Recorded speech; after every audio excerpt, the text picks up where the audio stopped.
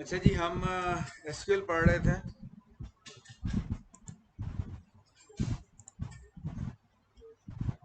तो जो पुराना लेक्चर है उसमें से एक क्विज भी होगा आपका, लेकिन मे बी एंड या मिड ऑफ द लेक्चर के बाद। दो लेक्चर है ना आज। तो पुराने लेक्चर्स में से जो भी स्टेटमेंट्स अभी तक हमने पढ़ी हैं उनको, उसमें से कोई एक छोटा सा क्विज भी होगा। कुछ स्टेटमेंट हम आगे भी देखते हैं, कुछ पिछली स्टेटमेंट्स की रिपीटेशन भी होंगी और कुछ आगे हम देखेंगे। मसलन कुछ स्लाइड्स में रिपीट करूंगा ताकि थोड़ा सा पीछे से कनेक्शन बन जाए आपका। तो ये क्या क्यूरी है? What furniture does a pine valley cherry carry that is not made of product finish off cherry. इसके लिए अब सिलेक्ट स्टेटमेंट अगर आपने लिखनी है तो how should be right a statement. कितने कॉलम डिस्प्ले करने चाहिए हमें सिलेक्ट में? रिजल्ट से आपको पता चल जाएगा कितने कॉलम डिस्प्ले करने हैं। कितने कॉलम है सिलेक्ट स्टेटमेंट में? दो कॉलम आ जाएंगे। ठीक हो गया। फिर आ जाएगा फ्रॉम टेबल। टेबल का क्या नाम है? प्रोडक्ट ही। और वेयर क्लॉज में फिल्टर लगाना है हमने। Where product finish is carry, not cherry. ठीक है, is not made of product finish, तो हमने नॉट इक्वल टू चेरी कर दिया है। इसके अलावा फिर एक नल की स्टेटमेंट है। नल स्टेटमेंट में is equal to, not is equal to properly काम नहीं करता डेटाबेस में, मोस्ट ऑफ द डेटाबेस। तो फिर जब नल चेक करना हो कि कोई वैल्यू नल है या नहीं है, तो we use a statement is null और इज नॉट नल। ये स्टेटमेंट्स यूज करते हैं। फॉर एग्जांपल क्यूरी है हमारी, display all customers for whom we do not know their postal code. अब इसमें अगर कॉलम देखेंगे कस्टमर पोस्टल कोड के नाम से है, तो ऐसे कस्टमर जिनका पोस्टल कोड नहीं है, मतलब है कि, तो फिर क्या वेयर क्लॉज में क्या लिखना चाहिए हमें? Where postal code is null. Where postal code is null. Similarly अगर हम चेक करना चाहते हैं कि पोस्टल कोड है डला हुआ है, तो then we may use is not null. इसके बाद we can also use logical operators for more refined filtering of the data. इसमें एंड और नॉट क्लासेस यूज कर सकते हैं। फॉर एग्जांपल क्यूरी देखें आप, list product name finish and standard price for all desk and tables.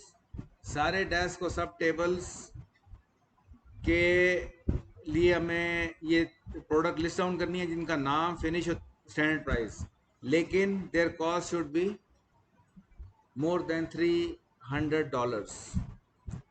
तो ये clause है, लेकिन इस क्लॉज में एक गलती है। क्या गलती है इस क्लॉज में जो हमने लास्ट लेक्चर में डिस्कस किया था? What is the mistake? कुछ एक प्राइस हमारी 300 से नीचे की भी आ गई है। उसकी क्या वजह है? क्योंकि प्रेसिडेंस जो है वो एंड की ज़्यादा होती है, तो इस वजह से हमें ब्रैकेट्स यूज़ करने चाहिए। तो this is a statement with brackets. ये पहले आपका डेस्क और टेबल पे फिल्टर होके वैल्यूज आ जाएंगी आपके पास। उसके बाद फिर आप देखेंगे एंड करेंगे 300, तो सिर्फ 300 से ऊपर की वैल्यूज आ जाएंगी।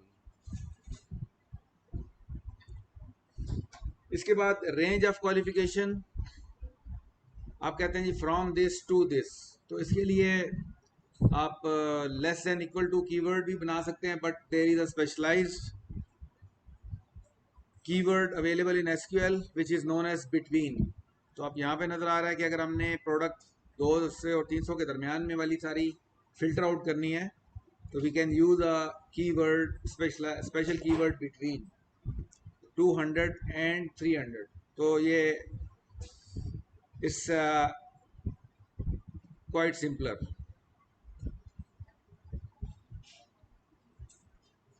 अच्छा, ये सारी जो स्टेटमेंट्स हैं ये सारी एसक्यूएल सर्वर पे एग्जीक्यूट होती हैं, सारी टेस्टेड स्टेटमेंट्स हैं। फॉर एग्जांपल ये वाली स्टेटमेंट अभी मैंने आपसे डिस्कस की है, तो मैं अगर इसे एग्जीक्यूट करूंगा तो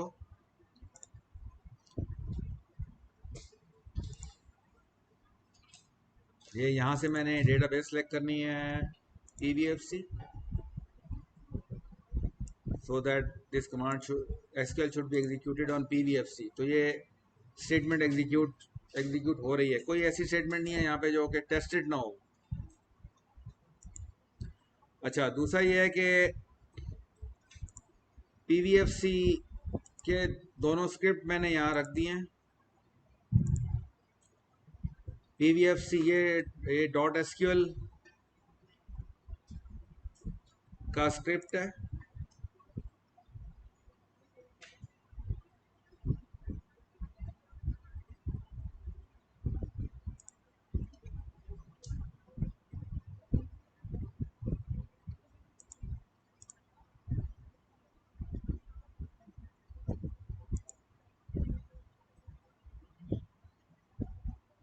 अब इसको जब आपने एसक्यूएल सर्वर इंस्टॉल किया होगा तो आप ये वाली दो उस पर एग्जीक्यूट कर लें एसक्यूएल स्टेटमेंट्स। ये एसक्यूएल स्टेटमेंट है जो कि टेबल्स क्रिएट कर रही है सारी पीवीएफसी के। पहले डेटाबेस क्रिएट कर रहे हैं हम यहाँ पे, और उसके बाद हम उसको यूज कर रहे हैं, और उसके बाद we are executing create table statements, तो सारी टेबल क्रिएट हो जाएंगे। उसके बाद दूसरी एसक्यूएल जो है उसमें इंसर्ट की कमांड है सारी।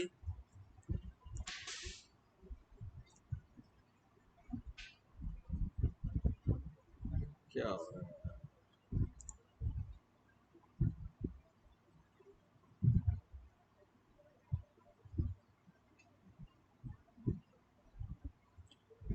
इसमें सब इंसर्ट कमांड्स हैं।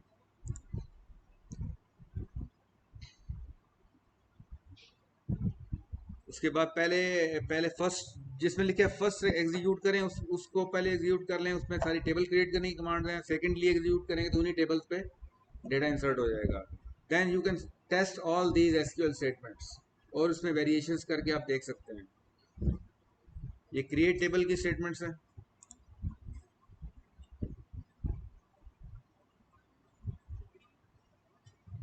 और इसको आप आसानी से खोल सकते हैं एसक्यूएल स्टेटमेंट्स को। फाइल ओपन कर लें, ओपन फाइल,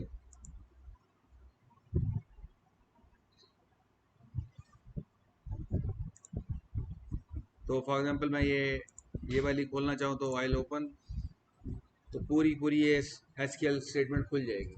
इसे आपने सिंपली एग्जीक्यूट करना है यहाँ से, तो एग्जीक्यूट हो जाएगी। तो इसमें होगा ये कि आपके जितने ये टेबल्स हैं, ये काफ़ी सारे टेबल बन जाएंगे। इसके अंदर सारे टेबल नज़र आ रहे हैं आपको। हम जनरली 4 टेबल्स पे एक्सपेरिमेंटेशन कर रहे हैं, लेकिन ये है कि इसमें काफ़ी सारे टेबल्स हैं, डेटा भी है इसके अंदर, सब कुछ है।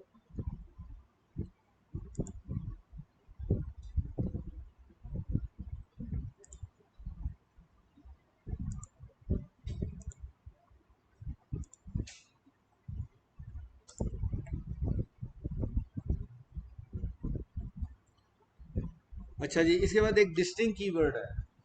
ये क्या करता है डिस्टिंक्ट कीवर्ड? ये डुप्लीकेट्स खत्म कर देता है। जो आपका रिजल्ट सेट आपको रिसीव होने वाला है, अगर उसमें कोई डुप्लीकेट्स हुए तो उन डुप्लीकेट्स को सिंगल रो रिटर्न करेगा, बाकी डुप्लीकेट खत्म कर देगा। तो इसमें से ये नीचे वाली स्टेटमेंट मैं आपको दिखाता हूँ।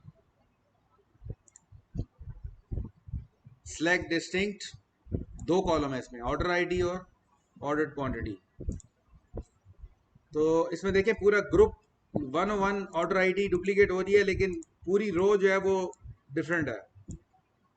तो जो रिजल्ट सेट होगा वो पूरी की पूरी रो अगर डुप्लीकेट कहीं हो रही है रिटर्न में, तो वो आपकी सिंगल बन जाएगी। अगर मैं ये ऑर्डर आईडी निकाल दूँ,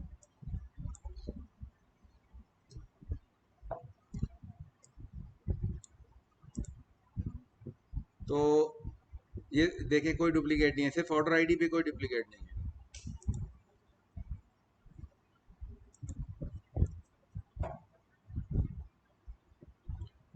okay, so this was from the previous lecture. अब अगले हम कुछ कमांड देखते हैं। In and out, not in, एक ये कीवर्ड होता है इसके अंदर, इन एंड नॉट इन। और अगर आप चाहते हैं, अदरवाइज आपको काफ़ी कम्प्लेक्स स्टेटमेंट लिखनी पड़ेगी। आप कहते हैं अगर आप इन स्टेटमेंट नहीं यूज़ करते तो इसकी अल्टरनेट स्टेटमेंट कैसे होगी? Customer state is equal to in and customer state is equal to एटेक्स एंड, इस तरह करके काफ़ी लंबी स्टेटमेंट बनेगी। तो अगर आपके पास कोई स्पेसिफिक क्राइटेरिया है तो you can use in statement, उसके अंदर आप क्राइटेरिया कॉमा लगा लगा के लिख दें। तो उससे क्या होगा कि जो जो अब जैसे रिजल्ट आ रहा है नीचे, तो इसमें से एफ एल टी एक्स, यही इन्हीं में से जो वैल्यूज हैं सारी रिटर्न होंगी कस्टमर स्टेट, कोई और इसके अलावा नहीं आएगी। तो बेसिकली जैसे बिटवीन क्लॉज भी हमारी वो एसक्यूएल को सिंप्लीफाई कर देती है, इन क्लॉज भी हमारी एसक्यूएल की स्टेटमेंट्स को, वेयर क्लॉज को सिंप्लीफाई कर देती है।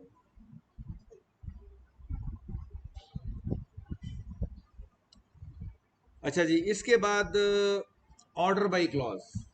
ऑर्डर बाई क्लॉज क्या करती है, क्या एक्सपेक्टेड है, क्या करती होगी है, क्या आइडिया है? ऑर्डर बाई क्या करती होगी?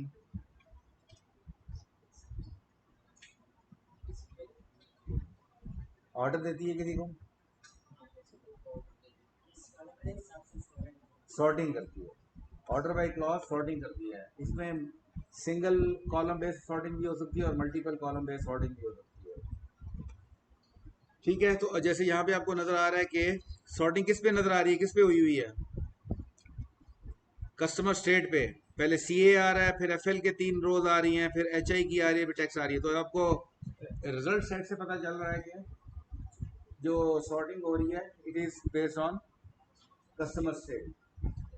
तो इसके लिए जो हम एसक्यूएल स्टेटमेंट यूज करते हैं, आपको नजर आ रहा है कि customer state comma customer name.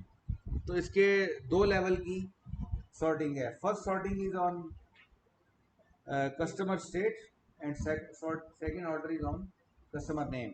यानी कि विद इन, अगर आप एफ एल देखेंगे तो जी आ रहा है, ये सी पहले आना चाहिए।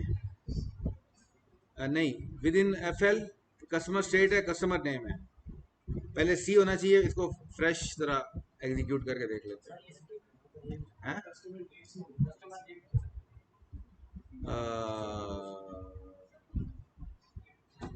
क्या चीज?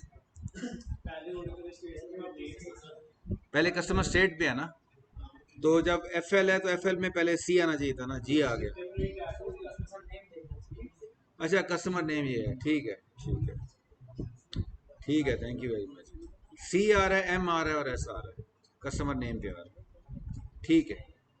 तो इस तरीके से वी कैन यूज। और जो ऑर्डर बाई क्लॉज है ये वेयर के बाद आती है।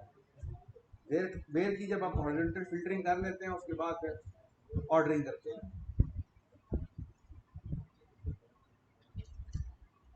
इसके बाद एक और कमांड है जो इंपॉर्टेंट कमांड है, that is a group by clause. Group by clause, group by is particularly useful when pair of aggregate functions such as sum or count, और भी फंक्शन हो सकते हैं, एवरेज हो सकता है, मिनिमम हो सकता है, मैक्सिमम हो सकता है, ऐसे फंक्शन जो कि कोई एक रिजल्ट रिटर्न कर रहे होते हैं, एग्रीगेट फंक्शंस कहते हैं उनको हम। तो ऐसे फंक्शंस से अगर आपने कोई रिजल्ट लेना है तो आपको ग्रुप बाय क्लॉज यूज करनी पड़ती है, क्योंकि आप किसी एक ग्रुप को सम कर रहे होंगे या किसी एक ग्रुप ऑफ रोज को आप काउंट कर रहे होंगे। तो जब आप एग्रीगेट फंक्शन करते हैं तो फिर आपको ग्रुप बाय क्लॉज यूज करनी पड़ती है। Group bye divides the table into subsets और groups, then an aggregate function can be used to provide summary information for that particular group। उस हर ग्रुप के मुतालिक जो आपको समरी इंफॉर्मेशन आएगी। फॉर एग्जांपल ये आपको रिजल्ट सेट क्या बता रहा है, रिजल्ट साइड पे जरा गौर करें। रिजल्ट साइड पे जो सेकंड कॉलम है दैट इज कस्टमर काउंट, और लेफ्ट कॉलम में कस्टमर स्टेट है। तो क्या पता चल रहा है कि सीए में 2 कस्टमर हैं, सीओ में 1 कस्टमर है, एफएल में 3 कस्टमर हैं। तो क्या कर रहे हैं, हमें बेसिकली स्टेट वाइज कस्टमर को काउंट कर रहे हैं। तो आपने एक क्या किया, ग्रुपिंग की है state wise, by state grouping की है आपने। और ग्रुपिंग करेंगे, अगर आपने इस तरह के काउंट फंक्शन लगाने हैं तो आपको ग्रुपिंग करनी पड़ती है। Query the count the number of customer with addresses in each state to which we ship. तो ये देखें, सिलेक्ट पहला कॉलम आ रहा है कस्टमर स्टेट, दूसरा कॉलम है काउंट ऑफ कस्टमर स्टेट। तो ये काउंट ऑफ कस्टमर स्टेट आ रहा है, लेकिन कॉलम का नाम क्या देना है, क्योंकि काउंट फंक्शन में कॉलम का नाम आपको फिर स्पेसिफाई करना पड़ता है। वो कॉलम का नाम आप स्पेसिफाई कर रहे हैं एज कस्टमर काउंट, तो वो कस्टमर काउंट ऊपर लिखा हुआ आगे। From which table, group by customer state. अगर इसको हम एग्जीक्यूट करके आपको दिखाऊं, थोड़ी सी वेरिएशन करके दिखाता हूं आपको। ये वाली कमांड है, ये जो एसक्यूएल स्टेटमेंट है, ये कस्टमर काउंट आ रहा है। अगर मैं एज कस्टमर खत्म कर दूं तो क्या होगा,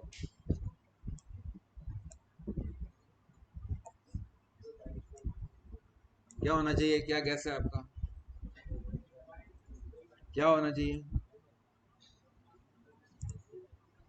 नो कॉलम नेम, ठीक है। आमतौर से आपको ये एज क्लॉज यूज इसलिए करनी पड़ती है, फॉर एग्जांपल आपने प्रोग्रामेटिकली इस रिजल्ट को यूज करना है, तो प्रोग्रामेटिकली अगर आपने यूज करना है तो कस्टमर नेम वाइज आपको कई दफा वैल्यूज फेच करनी पड़ती है। तो आपने तो नाम ही नहीं दिया तो फिर आप you will get an error, को एक्सेप्शन आ जाएगी। तो इसलिए इंश्योर करना होता है कि जो भी रिजल्ट रिटर्न हो रहे हैं उनके कॉलम का कोई ना कोई नाम हो। नाम मैं चेंज भी कर सकता हूँ, मैं कहता हूँ कस्टमर काउंट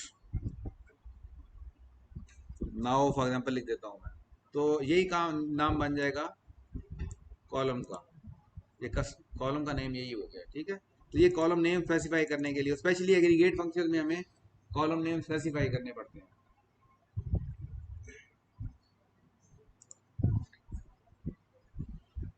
अच्छा जी, नेस्टेड ग्रुप्स।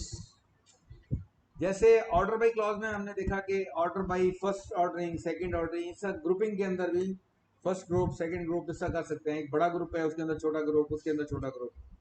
तो इस हम ग्रुपिंग में भी नेस्टिंग कर सकते हैं। फॉर एग्जांपल यहाँ पे आपको रिजल्ट सेट क्या बता रहा है आपको कि फॉर एग्जांपल एफ एल जो है कस्टमर स्टेट है। कस्टमर स्टेट के अंदर 2 सिटीज आ रहे हैं, एक क्लियर वाटर आ रहा है और एक गेन वेले आ रहा है। और फिर विद इन अ सिटी हम काउंट कर रहे हैं। तो पहली ग्रुपिंग हो रही है हमारी स्टेट के ऊपर, दूसरी ग्रुपिंग हो रही है सिटी के अंदर। तो जो सबसे छोटा वाला ग्रुप होगा उस पे आप एग्रीगेट फंक्शन लगा सकते हैं, उस पे एग्रीगेट फंक्शन लगा हुआ है आपका। तो अपने सिटी वाइज है, सिटी वाइज रिजल्ट तो आ रहा है और सिटी भी स्टेट वाइज ऑर्गेनाइज हुए हुए हैं या ग्रुप हुए हुए हैं। क्लियर है या कोई रिपीट करूं तो बेटा, क्लियर है? अच्छा ये देखें, यहाँ पे ये 2 स्टेट बता रहा है। इसका क्या मतलब है कि तुम्हारा डेटा है वो स्टेट वाइज ग्रुप हुआ है। एफएल हो गई नहीं है, एफएल नीचे कौन सा है, ये सारे कस्टमर स्टेट और आगे नहीं पे एन भी आ रहा है, एफएल भी आ रहा है, ये आ रहा है, इसको एग्जीक्यूट करके देख लेते हैं। ये सारे ग्रुप होना चाहिए, ठीक है। विद इन स्टेट की जो सिटी होंगे वो आ जाएंगे। First level of grouping state पे होगी, second level of grouping city पे होगी, और फिर जो काउंटिंग हो रही है वो सिटी वाइज होगी। तो ग्रुपिंग में भी नेस्टिंग हो सकती है जो क्वेश्चन है। तो ये हमारे पास स्टेटमेंट आ रही है, इसको एग्जीक्यूट करके देख लेते हैं।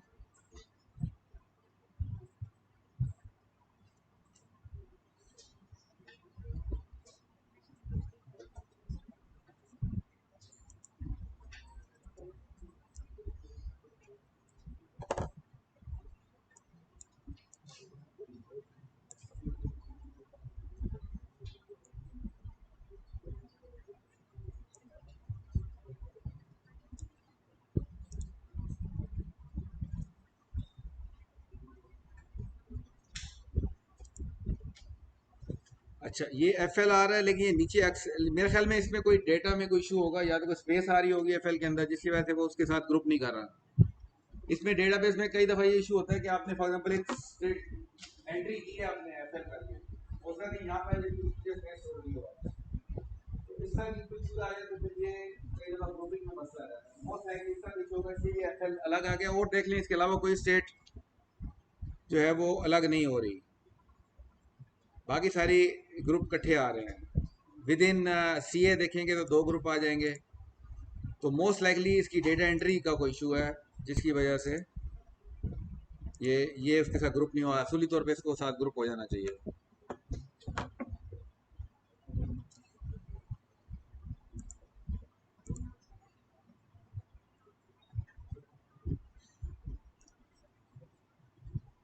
अच्छा जी, ग्रुप बाय क्लॉज देखा हमने कि एक नेस्टिक भी हो सकती है और आपकी लीनियर भी हो सकती है। इसके बाद फर्दर अगर ग्रुपिंग के ऊपर भी फिल्टरिंग कर रही है आपने, तो फिर एक इसके लिए स्पेशल कमांड होती है which is called having clause. That is having clause. अगर ग्रुपिंग जैसे ग्रुप डेटा आ रहा है आपके पास, तो ग्रुप डेटा पे फर्दर फिल्टर लगाना है आपने। वेयर क्लास तो आपने पहले यूज कर ली हुई है कहीं पे, तो अब दोबारा वेयर नहीं यूज कर सकते, फिर आपको हैविंग क्लॉज यूज करनी पड़ती है। तो ग्रुप डेटा पे अगर आपने फिल्टरिंग करनी है, then you have to use having clause. तो find only states with more than one customer. तो यहाँ पे देखिए ग्रुप बाई क्लॉज आ गई थी, ग्रुप बाई के बाद हम हैविंग यूज कर रहे हैं, तो हैविंग हमेशा ग्रुप बाई के बाद लिखी जाती है। Having count customer state greater than one. तो इससे क्या हुआ है कि आपकी जो customer count greater than one है, सिर्फ वो फिल्टर आउट होके आ गया है। So this is basically, so I repeat के ग्रुप बाय क्लॉज पे फर्दर अगर रिजल्ट को आपने फिल्टर आउट करना है, then you have to use having clause. ठीक है जी, ये क्लियर है जी बेटा?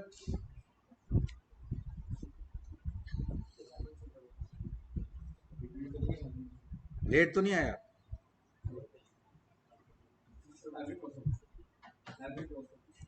हैविंग क्लॉज सिंपली ये है कि फॉर एग्जांपल ये ग्रुप बाय क्लॉज यहाँ पे लगी हुई है हमारी।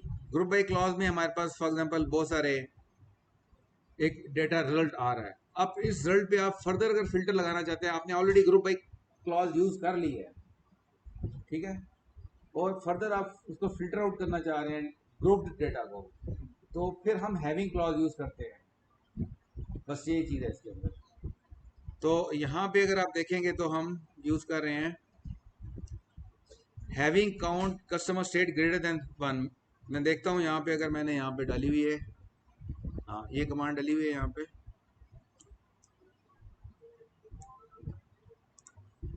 ये आ रही है। अगर मैं इस हैविंग को कमेंट कर दूं, डबल डाई से कमेंटिंग होती है एसक्यूएल में, लेकिन यहाँ पे सेमी कॉलन भी लगाना पड़ेगा। तो ये देखें काफ़ी बड़ा रिजल्ट सेट है, लेकिन जब मैंने इसको फर्दर फिल्टर आउट करना है, तो मैं क्या करूँगा कि यहाँ पे with the help of having clause I am further filtering it out.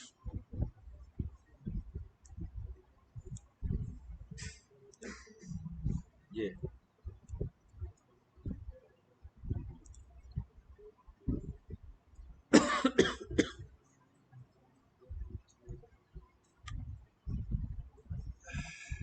अच्छा जी, हैविंग क्लॉज हो और हमने ऑर्डरिंग भी करनी हो, दैट उसके लिए किस तरीके से हम यूज कर सकते हैं। फॉर एग्जांपल आप देखें क्यूरी क्या है, list in alphabetic order the product finish का कॉलम है, and average standard price. Her product finish की एवरेज प्रोडक्ट प्राइस हमने रिटर्न करवानी है। तो क्या हो रहा है, ग्रुपिंग हो रही है, हर प्रोडक्ट फिनिश के ऊपर ग्रुपिंग हो रही है। अगर जितने चेरी हैं उनकी जो जितनी भी प्राइसेस हैं उनका एवरेज हो जाएगा। तो हमारी प्रोडक्ट फिनिश पे एक एग्रीगेट फंक्शन लगा हुआ है एवरेज का। For a finish for selected finishes having average standard price less than 750। लेकिन हमने फर्दर जो रिजल्ट सेट है उसको फर्दर फिल्टर आउट कर रहे हैं कि जो एवरेज अमाउंट लेस देन 750 है सिर्फ वो रिटर्न हो। तो ये देखें जो वैल्यूज आ रही हैं ये लेस देन 750 हैं। इसके लिए स्टेटमेंट कैसे लिखेंगे हम? पहला कॉलम आ गया प्रोडक्ट फिनिश का, दूसरा कॉलम आ गया एवरेज प्रोडक्ट प्राइस का, जिसका कॉलम नेम हमने रख दिया एवरेज प्रोडक्ट प्राइस, जो कि यहाँ पे लिखा हुआ आ रहा है। टेबल का नाम बताया हमने, और उसके बाद हमने इन क्लॉज यूज़ किया ताकि सिर्फ चेरी, नेचुरल ऐश, इन चार चीज़ों को हम सेलेक्ट करें। वेयर क्लॉज लगाएंगे तो हमारे पास सिर्फ यही चार चार आइटम आएंगी। इसके बाद हम क्या करें, उस पर ग्रुपिंग कर रहे हैं। ग्रुपिंग इसलिए करनी पड़ी है कि हमने एग्रीगेट फंक्शन यूज़ करना है, जो कि नीचे आ रहा है। हैविंग एवरेज, एवरेज हम ऑलरेडी ऊपर भी यूज़ कर रहे हैं, ठीक है। एवरेज फंक्शन जब यूज़ करेंगे तो हमें ग्रुप बाय क्लॉज यूज़ करनी पड़ेगी। तो अब फर्दर हम उसको फिल्टर आउट कर रहे हैं कि जो average standard price less than 750 है सिर्फ वो वाला रिजल्ट सेट बन जाए। अब जो रिजल्ट सेट आए उसको फर्दर हम सॉर्टिंग कर रहे हैं। हम कह रहे हैं ऑर्डर बाई प्रोडक्ट फिनिश। तो यहाँ पे सी वाला आइटम पहले आ गई है, फिर एन वाली आ गई है। ठीक हो गया। तो अब इसमें अगर आप ये पर्टिकुलर सेलेक्ट स्टेटमेंट देखें तो इसमें बहुत सी क्लॉजेज यूज हो रही हैं। सेलेक्ट यूज हो रही है, फ्रॉम यूज हो रही है, वेयर है, ग्रुप बाय है, हैविंग है, ऑर्डर बाय है। So it is, you can say it's a fully loaded select statement. हर किस्म की इसके वैरायटी मौजूद है।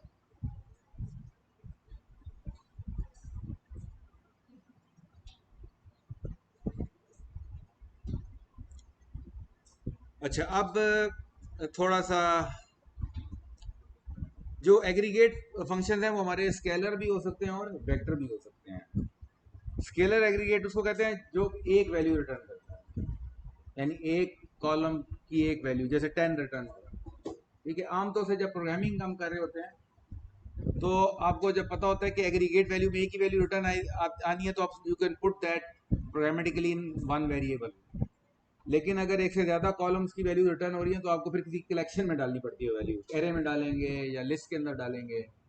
तो इसलिए आपको प्रोग्रामेटिकली जब आप इस वैल्यूज़ आप रिट्रीव कर रहे होते हैं तो आपको श्योर होना चाहिए कि सिंगल वैल्यू रिटर्न होने वाली है या मल्टीपल वैल्यूज रिटर्न होने वाली। उसके मुताबिक आप जो प्रोग्रामिंग लैंग्वेज में वाला स्ट्रक्चर यूज़ करेंगे टू रिसीव दैट डाटा। तो इसलिए उसका इम्पैक्ट वहाँ पर आता है। तो फॉर एग्जांपल क्या कह रहे हैं हम, select count star as total row नाम आ गया कॉलम का, फ्रॉम ऑर्डर टी। और स्टार क्या बताया था मैंने, स्टैरिक कब यूज़ करते हैं, जब रोज काउंट करनी हो। स्टैरिक नल, नॉट नल को इग्नोर कर देता है, नल भी उनकी सिंपली रोज को काउंट कर रहा होता है। और ये वेक्टर एग्रीगेट है। Select customer ID count star as customer row. तो आप जो है अब यहाँ पे हर कस्टमर आईडी पे ग्रुपिंग हुई हुई है कि कस्टमर आईडी के 2 ऑर्डर हैं, कस्टमर 2 का 1 ऑर्डर है। हम क्या चाह रहे हैं कि हर कस्टमर का पता चल जाए कितने कितने ऑर्डर उसने प्लेस किए हैं। तो हर कस्टमर पे ये हमारी काउंटिंग आ रही है। तो कस्टमर की ऑर्डर की 2 रोज हैं, बाकी सब की एक रो है। तो हमने क्या किया, ग्रुप बाय कस्टमर आईडी कर दिया। तो काउंट ये होगा, अब कस्टमर आईडी वाइज काउंटिंग हो गई है, हमारे पास आ गई है। लेकिन नंबर ऑफ रिजल्ट्स पूरी एरे एक तरह की रिटर्न हो रही है आपके पास। तो जब आपकी एक से ज़्यादा वैल्यूज रिटर्न हो रही है, एक से ज़्यादा रोज या एक से ज़्यादा कॉलम रिटर्न हो रहे हैं, then it is called vector aggregate.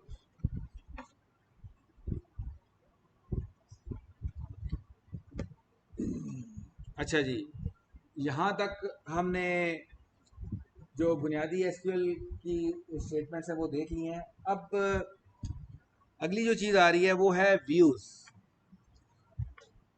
हम एसक्यूएल के ज़रिए ही व्यूज़ भी क्रिएट कर सकते हैं। व्यूज़ क्या होते हैं? View is a virtual table. View is a virtual table that is based on result set of select statement. यानी कि सेलेक्ट स्टेटमेंट जो नंबर ऑफ रोज जो कुछ भी रिटर्न करेगी उसको आप एज अ व्यू स्टोर कर देते हैं। तो आपका एक स्ट्रक्चर सेव हो जाता है। जब भी आप व्यू को टेबल की तरह आप कॉल कर सकते हैं, सेलेक्ट स्टेटमेंट लगा, व्यू पे भी सेलेक्ट स्टेटमेंट लगा सकते हैं। तो जब व्यू व्यू पे डेटा रिटर्न करता है व्यू, तो वो टेबल से उठा के डेटा देता है आपको। व्यू के अंदर बताते खुद डेटा नहीं होता। View is stored select statement, ये सिर्फ ये समझे कि एक सेलेक्ट स्टेटमेंट स्टोर हुई है, डेटा नहीं है इसके अंदर। That you can use to retrieve data as if it were a table. You can think of view as a saved query, saved query भी कह सकते हैं इसको। जो व्यू की टर्म है एसक्यूएल, अगर आपने एक्सेस माइक्रोसॉफ्ट एक्सेस यूज किया हो, उसके अंदर व्यू की टर्म यूज नहीं होती, क्यूरी की टर्म यूज होती है। आप क्यूरी सेव कर सकते हैं। तो क्यूरी अगर आप सेव कर लेते हैं तो it is an equivalent of a view, and you can reference those views just like a regular table. Views are powerful tool in SQL Server, and they can simplify the queries, provide security, provide consistent interface to the data. अब views होते हैं दो तरह के, dynamic view and materialised view. जो term है materialised view की term है, that was introduced by Oracle. तो डायनेमिक व्यू तो प्योरली अ वर्चुअल टेबल ही होता है,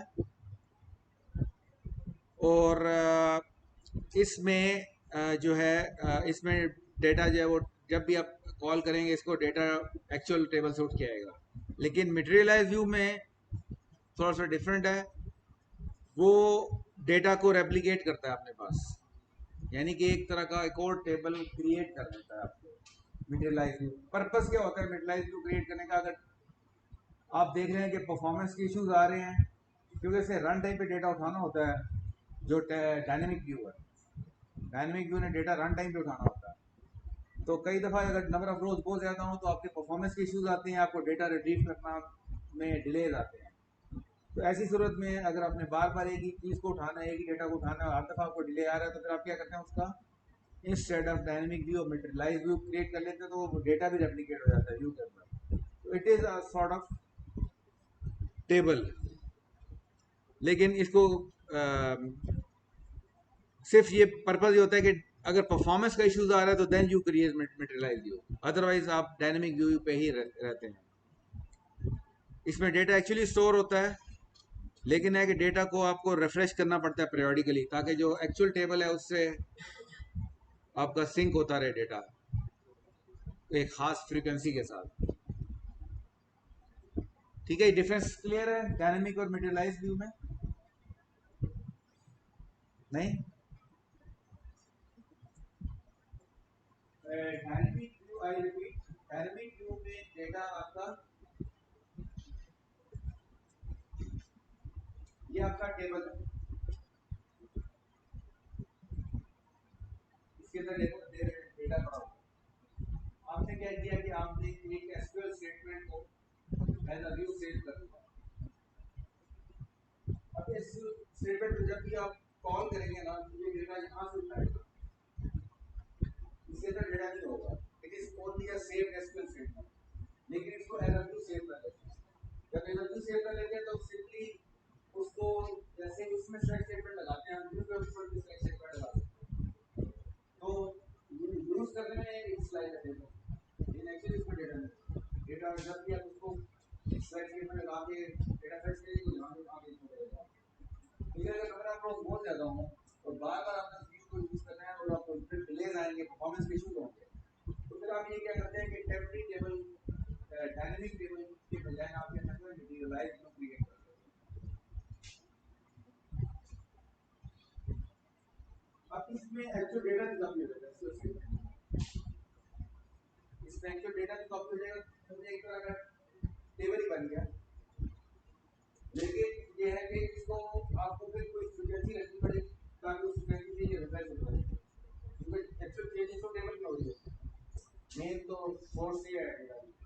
एक्चुअल चेंजेस वहाँ होगी तो आप periodically रिफ्रेश कर लेते हैं ताकि यहाँ पे डेटा इन्फॉर्मेशन आपको अवेलेबल हो। लेकिन वो फायदा ये हुआ कि जब भी आप उसको यूज करेंगे तो ये एकदम आपको रिवर्ट देगा, वो उसको डायनेमिकली रन टाइम में को डेटा फैच नहीं कर पाएगा। तो परफॉर्मेंस की वजह से हम यूटिलाइज को व्यू बनाते हैं।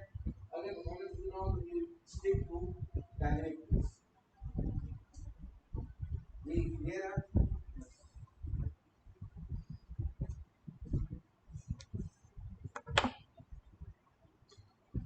तो ये देखिए सिंपल सी इसकी स्टेटमेंट है क्रिएट व्यू के नाम से।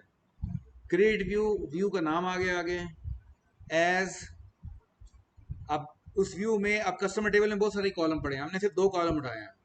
हम कहते हैं इन 2 कॉलम की बेस पे एक व्यू बना दो मुझे। तो इसमें अगर मैं देखूं यहाँ पे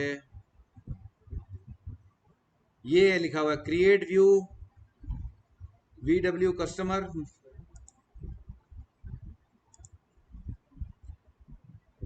2 कॉलम हमने सेलेक्ट किए। तो क्या करूंगा मैं, सबसे पहले व्यू क्रिएट कर लेता हूं। जैसे व्यू मैंने क्रिएट किया, व्यू वाला एक इसके अंदर फोल्डर होता है, ये व्यू का फोल्डर है। इस पे मैं रिफ्रेश करता हूं तो ये कस्टमर का एक व्यू बन गया है। अब इस व्यू को एज अ टेबल यूज कर सकता हूं, just like a table. For example मैं कहता हूं select star from VW customer, तो ये व्यू का नाम है।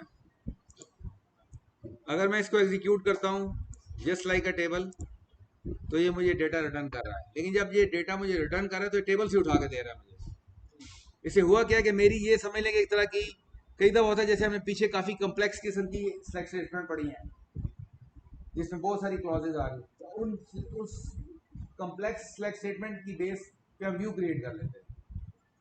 तो ऑलरेडी एक फिल्टर होकर डेटा आपका पड़ा होता है व्यू में। आप उस व्यू को आप सिलेक्ट स्टार करके तो आप व्यू ले सकते हैं। तो आपकी एक एसक्यूएल स्टेटमेंट आपकी सिंप्लीफाई हो जाती है,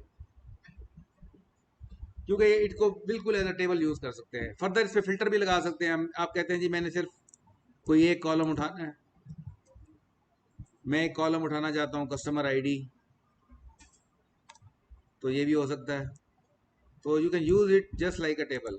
तो कई दफ़ा हम परफॉर्मेंस रीजंस की वजह से मोस्टली जब हम डायनेमिक व्यू बना रहे होते हैं तो अपनी हमारी कोशिश होती है कि हम सिंप्लीफाई कर लें अपनी एसक्यूएल स्टेटमेंट को।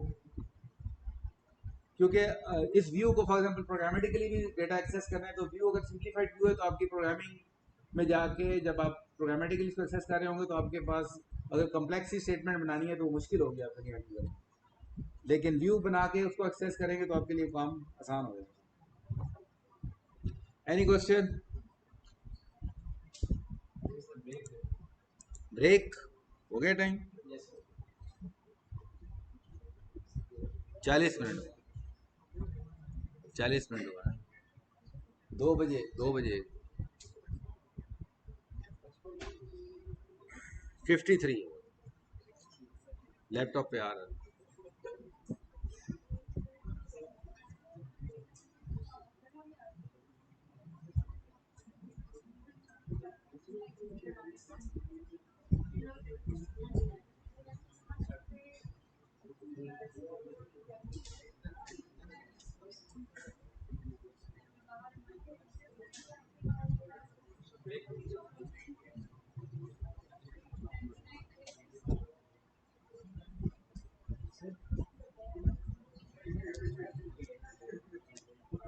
जी बेटा।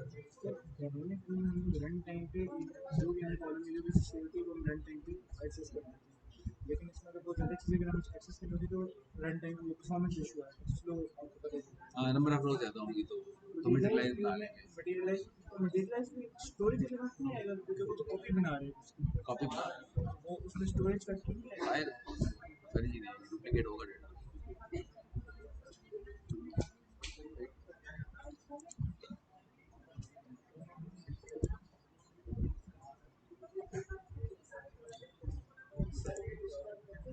अब एक और एग्जांपल देखें जिसकी आइडिया कि क्यों ऑपरेटिव बनाते हैं। अभी देखिए काफी कॉम्प्लेक्स है, तो हम जिस स्टेटमेंट पे हम व्यू क्रिएट कर लेते हैं, व्यू का छोटा सा नाम है इनवाइस व्यू। तो सारी स्टेटमेंट को हमने क्या किया, उसकी बेस पे कोई थर्ड सेट रिटर्न होगा, तो हमने इस पे पूरा व्यू क्रिएट कर लिया। अब इसको अगर यूज करें तो काम आसान हो जाएगा।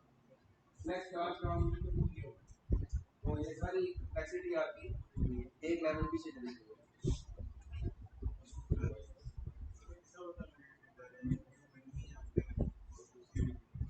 ये जो कमांड आपको बता रहा हूँ ये डायनेमिक व्यू की कमांड है। आगे मैं मटेरियलाइज व्यू की कमांड बताता हूँ आपको। तो these are the command for dynamic view. तो ये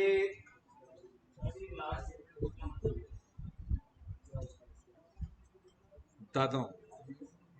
लास्ट स्टेटमेंट का मतलब देखें जी क्या है।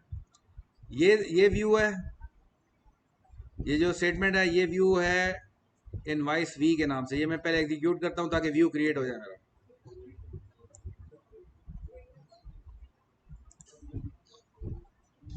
अब मैं यहाँ रिफ्रेश करता हूँ इसे, तो ये मेरा वी इनवाइस के नाम से व्यू क्रिएट हो गया है। नजर आ रहा है?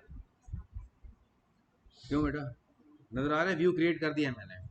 अब इस सिलेक्ट स्टार फ्रॉम व्यू करूंगा तो ये मेरा जो व्यू बना हुआ है ना, ये मेरा व्यू, उसका डेटा जो इस पूरी कम्प्लेक्स स्टेटमेंट से क्रिएट हुआ है व्यू, उससे मुझे डेटा रिटर्न हो जाएगा।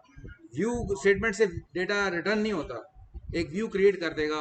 एक समझे एसक्यूएल आपने सेव कर दिया with a name invoice V. अब मैं इसे जब एग्जीक्यूट करूंगा तो ये मेरा वो ये व्यू वाली स्टेटमेंट एग्जीक्यूट हो जाएगी और मुझे डेटा रिटर्न हो जाएगा। तो सिंपली डेटा रिटर्न करवाने के लिए फिर हम उस व्यू को यूज करते हैं, जस्ट लाइक अ टेबल। तो टेबल व्यू को हम बिल्कुल टेबल की तरह यूज कर रहे होते हैं।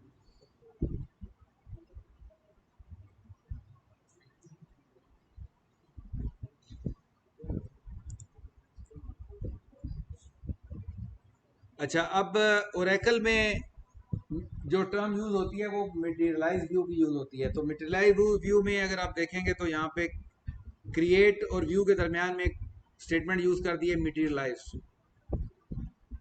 तो उससे मटेरियलाइज व्यू क्रिएट हो जाएगा ओरेकल में। लेकिन एसक्यूएल सर्वर में it is a bit different. SQL server में अगर हमने मटेरियलाइज व्यू क्रिएट करना हो तो हम ये टर्म यूज करते हैं, क्रिएट व्यू। नीचे हम एडिशनल स्टेटमेंट देते हैं with schema binding, with schema binding. इसका जो एक्सप्लेनेशन है ऊपर दी हुई है मैंने यहाँ पे, जो एसक्यूएल की डॉक्यूमेंट्स में दी हुई है। Materialize view in SQL server are called indexed view which provide similar functionality by physically storing the view's result set, which can significantly improve query performance. मकसद वो performance का है। The syntax for creating index view is based on the statement provided below. तो इसमें additional कोई चीज़ नहीं है, सिर्फ ये एक चीज़ डाल दी हमने विद स्कीमा बाइंडिंग। इससे क्या होगा कि इंडेक्स्ड व्यू क्रिएट हो जाएगा। तो जो एसक्यूएल सर्वर में स्टेटमेंट यूज होती है that is called index view. Oracle में जो टर्म यूज होती है it is that is called materialized view. ठीक हो गया। तो यहाँ पे हम ब्रेक लगाते हैं, 5 मिनट की ब्रेक है, उसके बाद क्विज होगा और फिर हम आगे शुरू करेंगे अगला topic.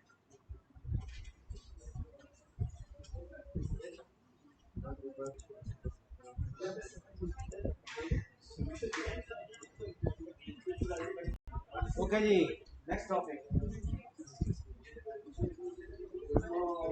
This topic fall under advanced SQL.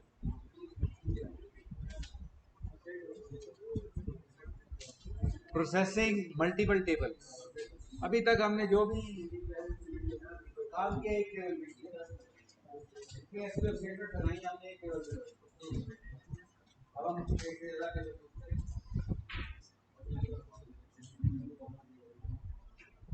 हाँ जी, बातें करने वाले मेहरबानी करें, मैं क्लास पे करें, मेरे ऊपर भी करें। अच्छा जी, ये देखिए यहाँ पे आपको 2 टेबल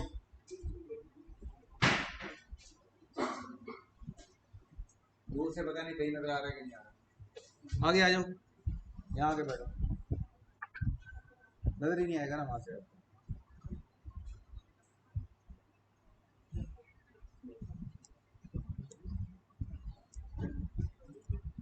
ये देखें, एक टेबल है ऑर्डर टी टेबल है और दूसरा टेबल है कस्टमर टी।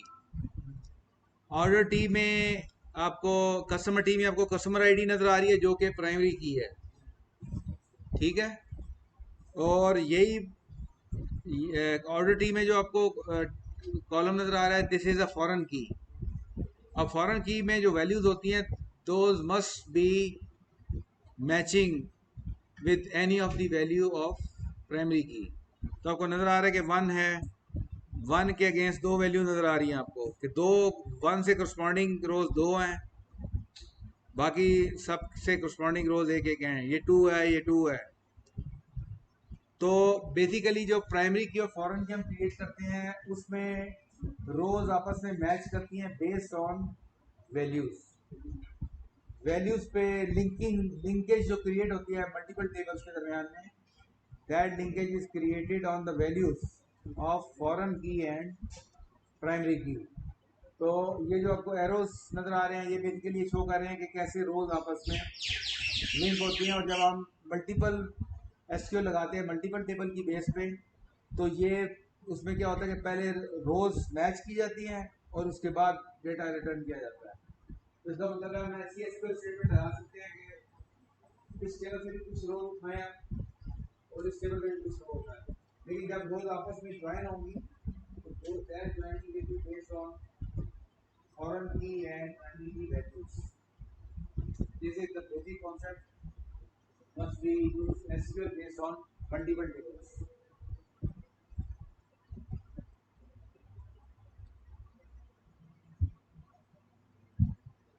इसमें देखिए क्या लिखा हुआ है, notice that customer ID values in order T and corresponding customer ID values in customer T.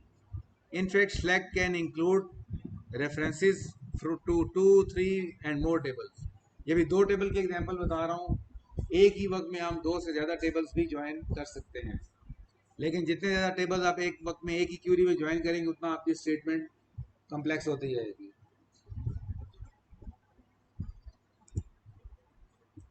Join is a relational operator that causes two tables with a common domain to be combined into a single table or view. तो दो table से एक table भी बना सकते हैं, create कर सकते हैं, और दो टेबल से हम एक व्यू भी क्रिएट कर सकते हैं। तो ये this is what is we are going to see in subsequent slides. तो सबसे पहले जो ज्वाइन की हम बात कर रहे हैं, you will find multiple various kinds of joins which are used to join the tables. एक है इनर ज्वाइन को हम इक्वी ज्वाइन भी कहते हैं। फिर है left outer join, right outer join और फुल आउटर ज्वाइन। इसका मतलब है कि there are three kinds of outer joints. There are three kinds of outer joints. Concept इनमें एक ही है, उसको हम डिस्कस करेंगे। और एक इनर ज्वाइन को हम इक्वी ज्वाइन भी कहते हैं। इसके अलावा क्रॉस ज्वाइन है, सेल्फ ज्वाइन है, और इसके अलावा दो और तरह के ज्वाइन होते हैं, union join and natural join. These are not directly supported by SQL server, लेकिन आप अल्टरनेट तरीके से SQL को मुख्तलिफ तरीके से यूज़ करके ये चीज़ अचीव कर सकते हैं। और ये हम बहरहाल हम ये वाले ज्वाइंस डिफरेंट एग्जांपल्स देखेंगे आगे। अब ज्वाइनिंग मैकेनिज्म क्या होता है, जैसे मैंने आपको बता दिया, बेसिकली वो प्राइमरी कीज और फॉरेन कीज की वैल्यूज आपस में मैच हो रही होती हैं, वही चीज़ यहाँ पे एक्सप्लेन की गई है। तो will start from equi join. Equijoin is type of join which returns only the rows that have matching values in both tables being joined. अब हमने जब दो टेबल्स को ज्वाइन करना है तो हो सकता है कि दोनों कुछ इसमें फिर फील्ड नेम का कंफ्लिक्ट भी आ सकता है। फील्ड नेम का या कॉलम नेम का कंफ्लिक्ट आ सकता है। दोनों टेबल में एक ही कॉलम हो सकता है, एक ही नाम का कॉलम हो सकता है। तो उस चीज़ को रिजॉल्व करने के लिए, जैसे ये हम यूज कर रहे हैं कस्टमर टी टेबल और order T table. Customer T table में कस्टमर आईडी के नाम का कॉलम है, और ऑर्डर टी टेबल में भी कस्टमर आईडी का कॉलम है।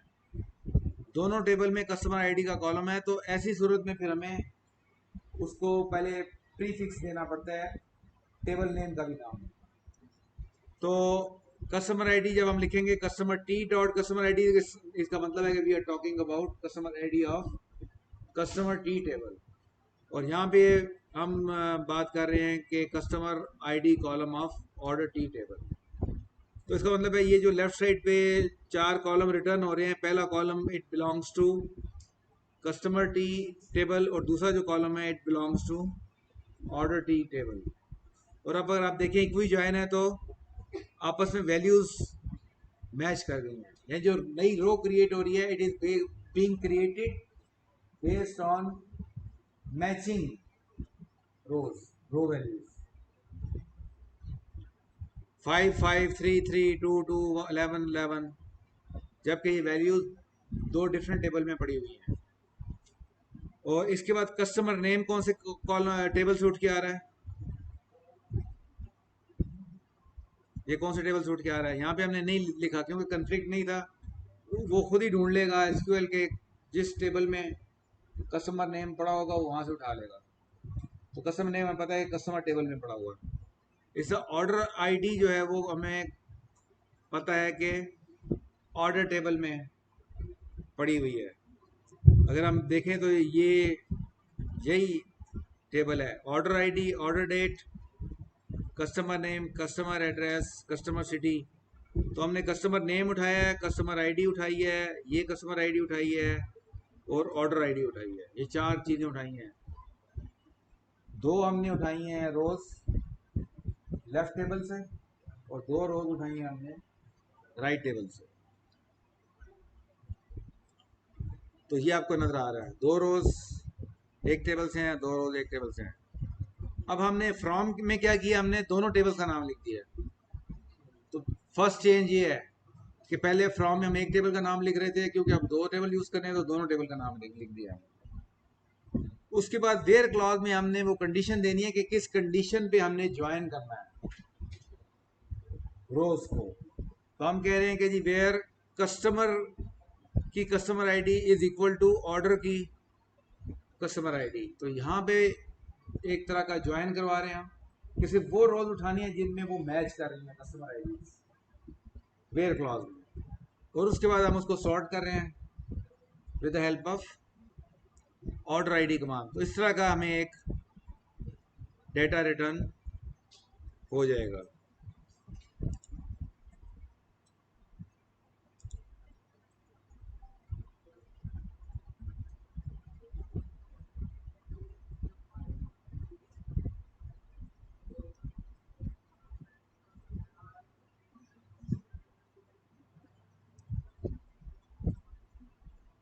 ये वाली क्लॉज है,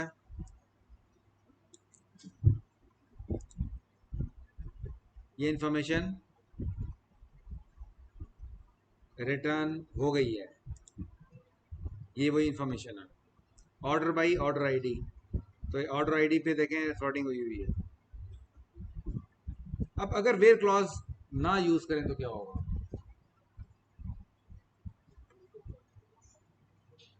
क्या ख्याल है?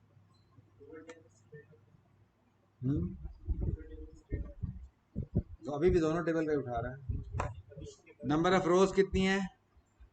10 रिटर्न हो रही है, ठीक है। और अगर हम वेयर क्लॉज, ये नीचे में वेयर क्लॉज मैंने कमेंट किया हुआ है, तो अब मैं अगर वेयर क्लॉज के बगैर इसको एग्जीक्यूट करता हूं तो नंबर ऑफ रोज कितनी होगी मेरी? 150। वेयर क्लॉज अगर नहीं यूज करेंगे तो वो मैचिंग नहीं होगी, हर रो के साथ हर रो मैच हो जाएगी, हर रो के अगेंस्ट एक रो लिंक होके तो 150 रोज क्रिएट होगी, क्योंकि हमने ज्वाइन कंडीशन एग्जीक्यूट कर दी। तो इस तरह का ये, इसको हम कहते हैं एक तरह का क्रॉस मल्टीप्लिकेशन। जैसे आप मल्टीप्लाई कर देते हैं, इधर की रो इधर का टेबल जैसे मल्टीप्लाई होता है, तो यहाँ पे 15 रोज है, यहाँ पे 10 रोज है, हर रोज के अगेंस्ट 10 रोज, हर रो के अगेंस्ट 10 रोज। तो या 15 मल्टीप्लाई बाय 10 टोटल कितनी आ जाएगी? 150। हर रो के अगेंस्ट एक रो आती है एक दूसरे टेबल की। तो इसको हम बेसिकली क्रॉस जॉइन कहते हैं, एक तरह का क्रॉस जॉइन कहते हैं। तो आमतौर से क्रॉस जॉइन बहुत कम यूज होता है, मोस्टली हमें इक्वी जॉइन चाहिए होता है या फिर आगे दूसरे ज्वाइन आउटर ज्वाइन देखेंगे आप। तो इस तरह की कंडीशन क्रॉस जॉइन टाइप चीज़ बन जाती है।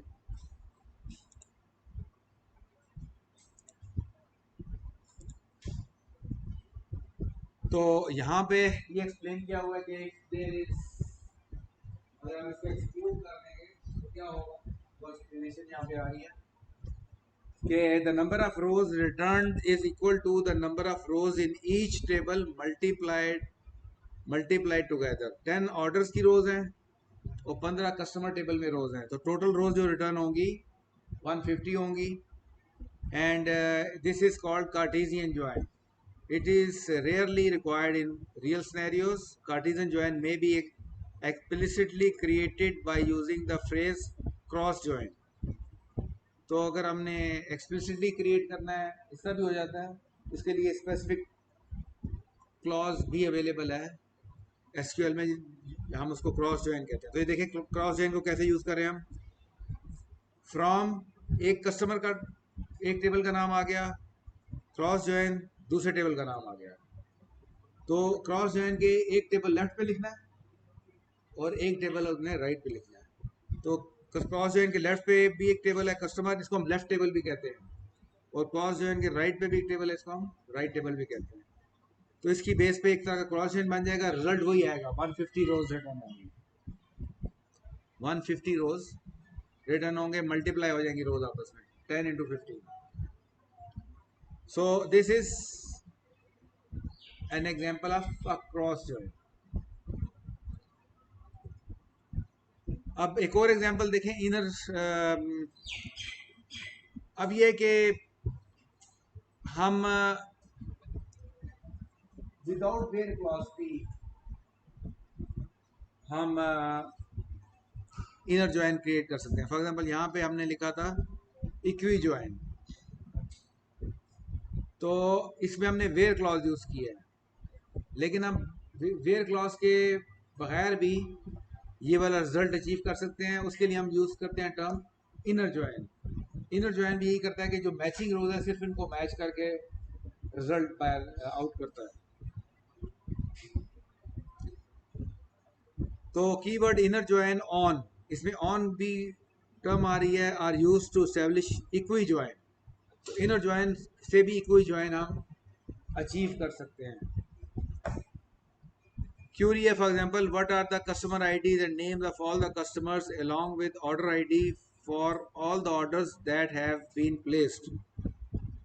हम ये कहना चाह रहे हैं कि हर ऑर्डर के अगेंस्ट जो ऑर्डर्स हैं वो हम व्यू करना चाहते हैं, तो ये बेसिकली वही रिजल्ट देगा। लेकिन ये इसमें क्या डिफरेंस क्या है, फ्रॉम एक इनर ज्वाइन की कीवर्ड यूज हो रहा है, तो इसके लेफ्ट पे एक कॉलम है और एक कॉलम राइट पे है।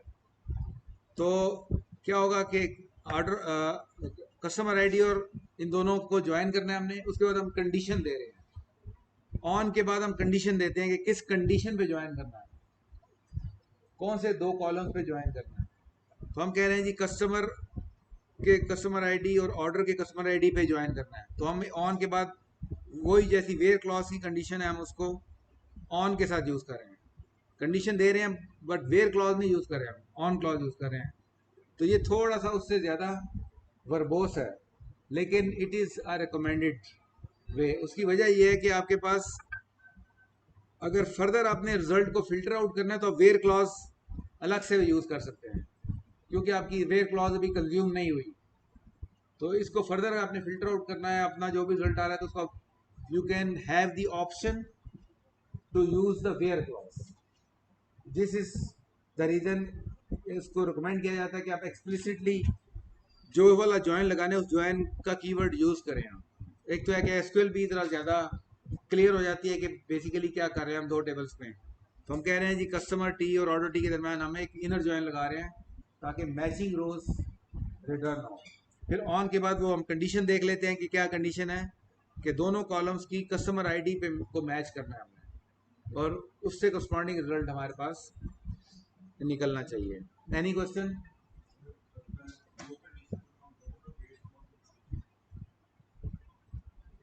कंडीशन अगर दो होंगी तो एग्जाम्पल बताएं। फॉर एग्जांपल देखिए, हाँ वो कंडीशन पे ब्रेक क्लॉज में मैचिंग की कंडीशन इस तरीके की है। अब कोई बात है कि अगर कोई और कंडीशन लगानी पड़ जाती है तो फिर ब्रेक क्लॉज जब आपने ऊपर कंज्यूम कर ली थी पिछले एग्जांपल में, तो फिर आप दूसरी कंडीशन नहीं लगा सकते।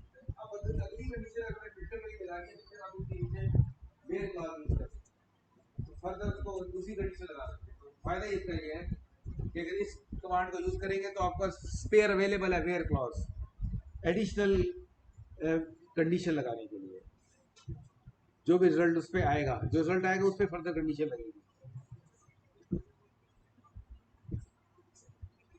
फॉर एग्जांपल यहाँ पे देखिए मैंने क्या किया कि वेयर क्लॉज की कंडीशन यूज कर लिया। वेयर क्लॉज जो है वो ऑर्डर वाइज से पहले लगती है।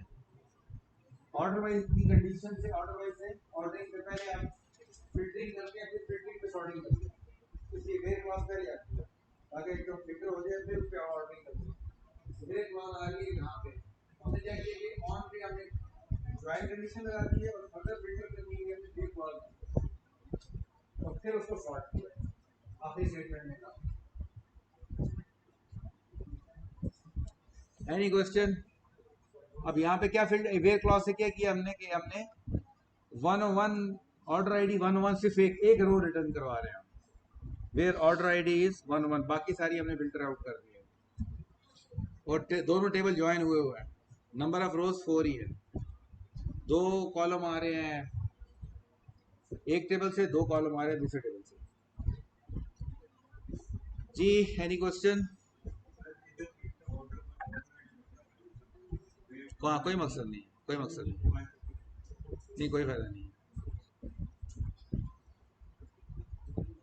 ये सिर्फ वेयर की एग्जांपल देने के लिए डाला मैंने। अब मैं अगर order ID is equal to 101 या मैं इन क्लॉज यूज करके 2-3 डाल दूंगा 101 102 103, जब एक ज्यादा रो रिटर्न होगी तो फिर उसकी उस पर ऑर्डरिंग आ जाएगी।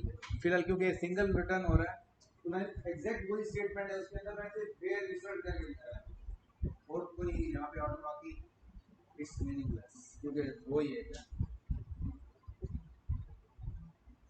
हाँ जी एनी क्वेश्चन? अगली चीज आ गई, 3 बजे तक टाइम है आपका, अभी से बस कब 2:40 हो ही नहीं सकता। 2:40 तक है, 2:50 होगा या 3 होगा या 2:50 होगा, इससे पहले नहीं होगा